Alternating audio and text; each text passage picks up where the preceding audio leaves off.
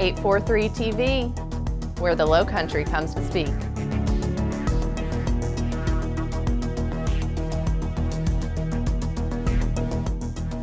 .843 TV, where communities come to speak.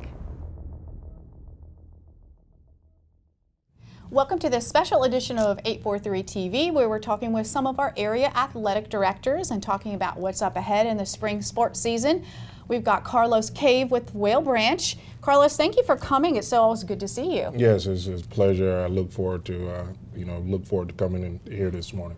We're going to talk about what's happening at Whale Branch, but let's talk about you first. You are what we would call a veteran in the area as far as athletic directors go. You and Joe at Hilton Head have been, this is your 8th year? Yes. As athletic director, so you've been here a long time, seen a lot of changes. And tell us about maybe what's coming up in spring sports at Whale Branch. This has been a very interesting spring for us. I've had to hire several new coaches, coaches that for baseball, softball, and soccer. This is not the norm for us because the coaches that I'm replacing are veteran coaches, but they relocated to different schools within the district. So Kline Monday is my new softball coach. She's just recently graduated from college, so she's very gung-ho. She's taken to the girls. Girls are very enthusiastic to work with her. I also hired Chauncey Campbell. He'll be replacing Coach Wheeler, who's at Battery Creek now. So he'll serve as our baseball coach. And again, he's a veteran guy, older gentleman, former Marine. We also hired Willie White, who will replace our soccer coach, Joshua Germany, who relocated to May River. So those are the biggest changes as far as replacing coaches this spring. We also added, didn't add, but I have 2 veteran coaches, my track and field coach, Brad Terachuk, and Michael Arnett with boys tennis. So Coach Terachuk is the boys and girls track, and Arnett, again, is the tennis coach. So you really do have a lot that you're doing with getting new coaches trained up and adjusted to the culture. And speaking of that, tell us about what's important to you as far as the sports culture at Whale Branch. Well, I personally feel that it's my job as athletic director to make sure that my coaches provide proper instruction, to make sure that we have proper equipment, that everything that we're offering in there meets all South Carolina High School League guidelines and NFHS standards.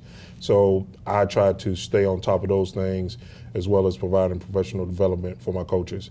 Again, I feel like it is important for them to grow within their sport so that they can offer the best instruction to the student athlete. So those are the biggest things that I've really emphasized and have always emphasized within our program. Absolutely. Now, spring also a lot of events usually take place. I understand that you have a track and field invitational in March. So tell us about that event. About 7 years ago, I'm a big track guy. I really like track, and because we have outstanding facilities, I decided to start an invitational. We approached Judge Kline. His son Marlin Kline actually ran at Battery Creek and ran at University of Tennessee, but they reside in the Whale Branch area. So had Whale Branch existed during that time, he probably would have been a runner at Whale Branch. But I approached Judge Kline and Marlin, the son, and they both accepted the invitation of me naming our track and field invitational the Marlin Kline Invitational. This is year 6. It's grown from about 9 teams to where last year I think we had like 14, and this year we expect that number to grow between 16 and 20 teams. So it's becoming a big track and field invitational for the Low Country. So obviously that includes teams not just in our area, but maybe beyond. Where might some of those teams come from? On last year, we had several teams from the Charleston area. All of the local teams here participate, public and private. Most send kids, even if they don't send their full squad, they may send kids that are specializing in certain events. They may send their distance kids just so that they can run the 800, a mile, or 2 mile. They may send a couple of relays. So it's really grown a lot of the local teams, and we received some teams from the Columbia area, some teams from Georgia came over from last year, and then some schools from the PD area. Is there anything that the community at large can do to support this Invitational? I mean, we're always looking for sponsors. We're always looking for any type of assistance from a sponsorship standpoint to offset the cost of purchasing of medals. So any assistance that we can receive along those lines, we always welcome. Then obviously they just need to get a hold of you, and you can talk them through different options and Yes. so forth. Yeah, and they'll just contact me at the school, and then we can talk about ways in which they're willing to. We have like certain restaurants, they do in kind. Mm-hmm. So instead of just presenting us with a check, they'll say, well, we'll do up to X amount in food for your hospitality or food for the coaches or players. Gotcha. Yes. Now, Carlos, beyond what you do just in Whale Branch and in our local community, you serve on a lot of other state boards in athletics. So talk about some of that.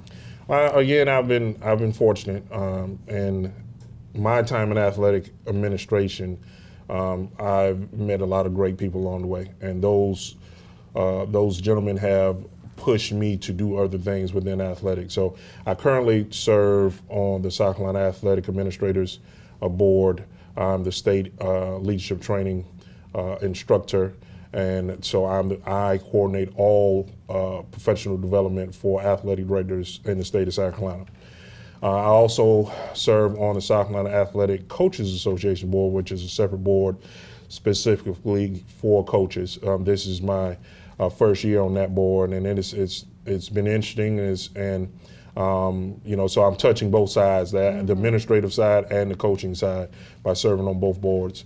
And then I was appointed by the South Carolina High School League to serve on the Athletic Directors Advisory Committee with the NFHS, which meant that I had to fly to Indianapolis to participate in that committee. So again, I've been lucky, I've been blessed, and I definitely welcome all the challenges that working on those boards, all the challenges that it presents.